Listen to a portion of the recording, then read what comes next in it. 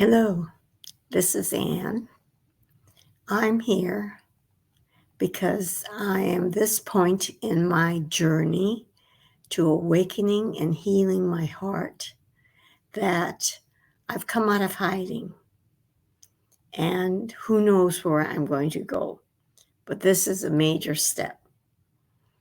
And today, I want to speak to you about my major influences.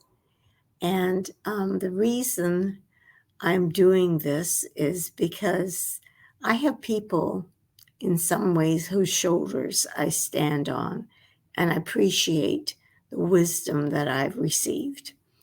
I have a list of quite a few individuals, and I probably won't get to everyone today, but we'll see what happens. I am unscripted. I'm being spontaneous. So, whatever needs to come through to whoever is listening will come through. I want to quickly mention Wayne Dyer. He is one that I listened to at the very beginning that I was interested in personal development. Up to that time, I mostly studied psychology because that's what my degree was in. And some part of me knew that I needed more.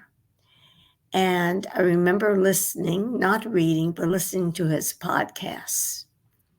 And I discovered very recently that I could find many podcasts that are on YouTube. So he continues to inform me. The next major influence was Paramahansa Yogananda. I read the autobiography of a yogi shortly after retired. My psych assistant had placed books on our shelf in the office. I picked it up and read it. There are a couple of things here. One, that it was at that time that book fell into my awareness, and I picked it up and chose to read it. So as I look back, I can see that I was led by intuition, and this was a big, major choice. Now, I can't remember specifically the kinds of things that I read in the book, but I can tell you that it shifted my beliefs about what was humanly possible. At that point, I had rejected ideas of, I didn't even know the term probably, bilocation, that advanced human beings can actually take themselves physically somewhere else. The Magus of Strovolos, 3 books there, talked about the mystic and how he transported himself to basically help others. So back to Yogananda, I also realized that not so much the specific, but by reading it, I was in his company. I picked up his spirit. I picked up his energy. In other words, communication just didn't happen with the words, but energetically and in other ways. And this is why I want to say, notice what you expose yourself to, whether it's something you read, a podcast, television, the people you're around. They're all transmitting, as you are, energy, and you pick it up. And sometimes, many times, the influences aren't positive. And that's from the inner child view in growing up, in being cared for by your parents. You not only picked up on how they behaved and how they treated you, but their energy. If they were in pain, buried deeply, and coming out of that wounded place was angry, or mean, or cruel, you're exposed to that.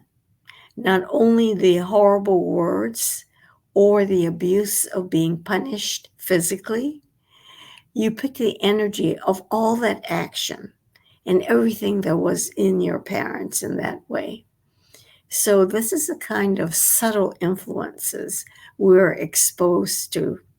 Obvious, but from my point of view now, realizing how powerful that energy and what you take in. So with Yogananda, I consciously realized that I had been following my head up to that point in my life. And I was 50 when I retired from UC Berkeley and picked up the book. At that time, I consciously said, I have spent my time coming out of my head. It's time to change. And it's been a long journey, which I would love to help you shorten by the work that I do with clients and with groups. And in a small way right now, because your devotion to the intellect can only take you so far, because you really need to be informed by your heart, not only its messages, but by the messages of pain that come through anger, fear, and sadness. So that's one book. I've got a list. I'm not going to make it through. Another major influence is Don Miguel Ruiz. I spent a number of years with a Toltec teacher and even met Don Miguel at Asilomar in one of those retreats. And I went to Teotihuacan, the center of the Toltecs. Don Miguel has a book called The Four Agreements. There are four agreements. One about being impeccable in your word, another about not taking things personally, another about not making assumption, and you're always doing your best. These agreements are in major ways difficult to practice. Why? Because we took on the dream of the planet. And that is what Don Miguel speaks about in his introduction. I never paid much attention, but as I do this work, I realize that as humankind, as a human being, I've taken on the dream of the planet. And where I am now, I am listening to the voice of awakening. Carl Jung said, "He who looks on the outside dreams. He who looks on the inside awakens."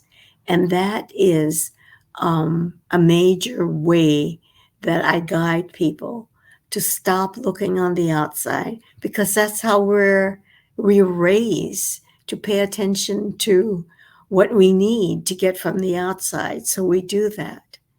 And we need to find an undefended heart that can inform us about how we're doing in the world with the people that we are, so we can make better choices.